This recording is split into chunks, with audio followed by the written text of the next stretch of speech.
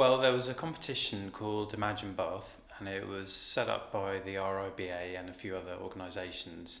And they were really just looking for interesting ideas, exciting ideas, which would capture the public's imagination about what you could do in Bath. So it was a great opportunity to have a sort of fresh look at Bath, see what it might need, what would do well. So I entered this competition, and I think there were about 95 other entries, and my idea was called Waters of Bath, and it was really just looking at the city itself, and maybe from the eyes of someone coming to visit the city, say maybe from North America, they might come along and think, Bath, it's going to be all about water, and obviously you've got the Roman baths, but I felt that they would probably come here expecting to see water everywhere in the city because of the name and everything else.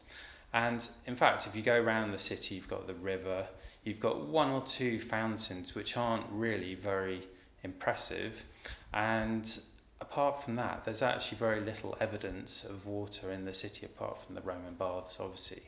And I thought that as a visitor, you would be sort of surprised that there weren't all these fountains and references to water all over the city. And this was sort of something that was, a huge opportunity, maybe something missing in the city that we could look at putting right, really, from the kind of visitor's perspective. So that's what the idea was about. And did you come up with your own ideas of how water could be utilised or celebrated? Not specifically, because I didn't want to actually this is the kind of definitive proposal of what these fountains could look like. It was really about the idea and kind of thinking about a framework for other designers, other artists and people to come along and actually do the real ideas for what the fountains could look like, and get the public involved and the city and the council to actually see what they felt would be best and where.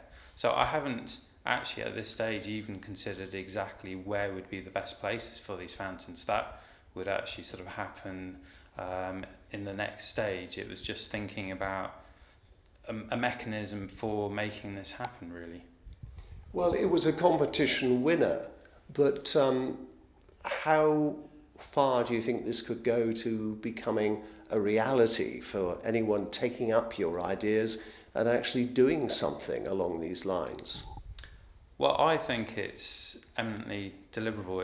It's something that can be done in small steps. So one wouldn't have to put in lots of fountains across the city all at once. It could be done a few every year, and each time you add some more, the whole sort of watery theme and the fountains would grow, and it would become a stronger idea each year. So obviously we'd need to have a look at the practicalities of finding the right sites, finding the artists, and looking at the finances of doing it. So it's a sort of step-by-step process, but I think it's very deliverable, and I don't see any reason why there wouldn't be support from the city, from the public, to actually make this happen. The third thing you mentioned there is finance. We live in a time of austerity. The local authority has already said it's got to save £38 million over the next 4 years. And surely, if one is being really practical, the one thing that isn't going to be free-flowing is money. No, I completely understand there are lots of very important things to be spending the council's and the city's money on, improving parts of the city. But I think that doesn't mean we shouldn't not spend money on other ideas and art in the city. And this doesn't necessarily need to be an idea which is purely financially supported just by the council. It could involve businesses across the city who could, sort of sponsor really a fountain which would be near them.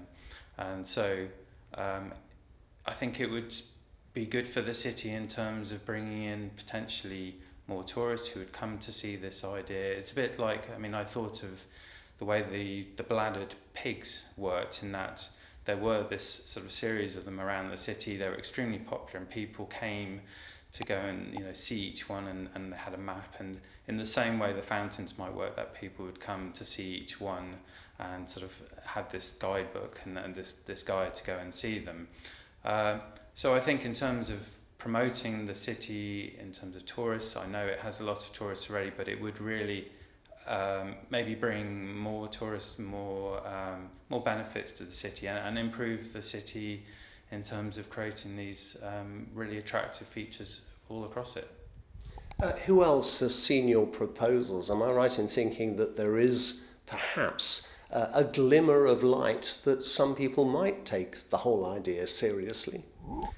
Well, there were a number of entries in the competition which were shortlisted, I suppose, or given a commendation. So I'm one of a number of ideas, and my understanding is that the RIBA and the city will now sort of take a more serious look at the entries that they felt warranted a better look at them to see if they could happen. And that process is now going to happen sort of before the end of the year.